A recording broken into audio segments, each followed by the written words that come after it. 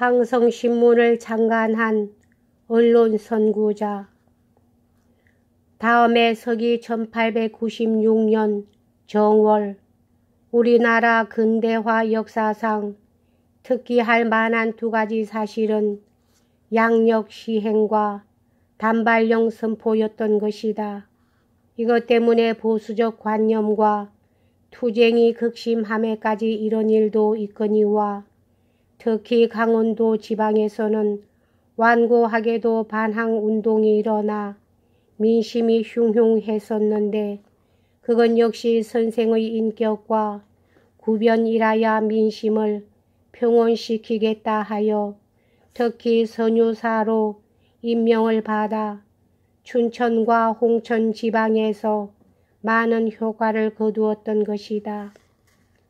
그러나 이 해에 있어서는 아무 것보다도 우리나라의 최초의 신문이 간행되었던 것을 잊어서는 안 될 것이며 또 선생이 거기에 관여했던 사실을 말하지 않을 수 없는 것이다. 어두운 조국의 현실을 뚫고 나가기 위하여 마치 미국으로부터 돌아온 서재필 박사와 함께 독립협회를 조직하고 그 회의 수석 총무와 사법위원이 되었거니와 서 박사와 선생은 동년갑이었던 것이다. 그와 동시에 그 회의 규간지로 간행되었던 우리 일간신문의 비로신 독립신문 4월 7일 창간은 국문판과 영문판 두 가지였는데 그 중에서 선생은 영문판의 편집자가 되었던 것이니 과연 선생은 서재필 박사와 함께 우리 언론계의 최초의 선각자의 영예를 누려야 할 분이다. 그러는 한편 이미 독립협회의 정치 정화운동에 나섰던 만큼 선생은 그 단체의 선봉이 되었고 그 때문에 이상재 선생과 함께 중추인물 17인이 경무청에 구금되어 온갖 고문과 고초를 당하다가 군중들의 대시위로 석방되기도 했던 것이다. 그러나 1897년 서재필 박사가 도로 미국으로 건너간 뒤에 독립신문이 폐간되므로 1898년 36세 때 선생을 중심으로 황성신문을 창간하니 9월 5일이었고 나 수연 동지는 총무로 취임했었다.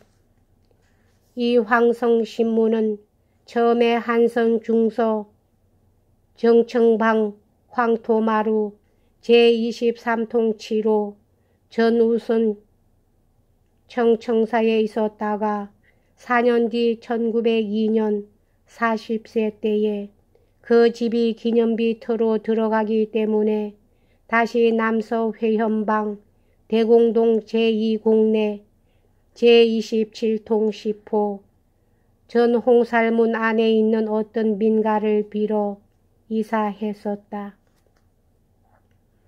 그러다가 고종 황제가 그 집이 좁고 불편하다는 말을 들으시고 특히 수진방 관리소 폐한 청사를 하사했더니 그것마저 학부 대신 이 제극이 위에 아래여 그 집을 농상공 학교로 쓰게 되는 통에 그 대가로 5,000원의 보상을 받아 그 돈으로 종로 보신각 서편 30여간 되는 집을 마련하여 옮기고 다시 그 위에 내탕금 4,000원을 보조받아 크게 수리하여 1904년 42세 때 8월 6일에 이사하니 이때의 사장은 선생이 사임한 지 몇 달 뒤요.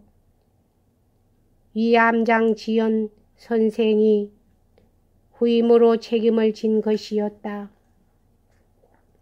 선생은 이같이 5년 동안 황성신문 사장의 책임을 지고 일하면서 특히 1901년 39세 때에는 주한도구공사 스페일이 일본 공사 임근조와 더불어 한국을 분단 점령하자고 미리 하다가 성립되지 않았다는 사실을 신문에 게재한 것 때문에 경무청에 구금되어 혹독한 고초를 당하기도 했었고, 또 41세 때에는 전 영관 유동근이란 자가 선생이 일본의 망명한 혁신파 박영효, 육일준 등과 밀통하고 곧 혁명을 일으킬 것이라고 정부에 밀고 한 것 때문에 신문사 총무 나수연 동지와 함께 경무청에 끌려가 근거 없는 사건으로 고생도 했으나 언제 고 선생은 백절불굴 옛 충신의 모습에 조금도 손색이 없었다. 뿐만 아니라 선생은 강직한 언론으로 조국의 앞길을 바로 잡아 나가려 했던 것만이 아니라 다른 방법에까지도 머리를 썼던 것이니 고전 수집이 그 중의 하나이었다. 새 문명을 받아들여 조국을 근대화하는 일에 앞장섰던 선생이면서도 민족적 근거를 잊어버려서는 안 된다 하여 특히 자손들로 하여금 옛것을 잊어버리지 않도록 하자는 생각으로 삼국 이래로 내려오는 우리나라 옛 돈과 우표를 수집해서 그것을 젊은이들에게 설명하기도 했던 것인데, 그것들은 뒷날 1931년 6월에 연희 전문학교 박물관에 기정하여 지금도 소중히 보관되어 있음을 본다.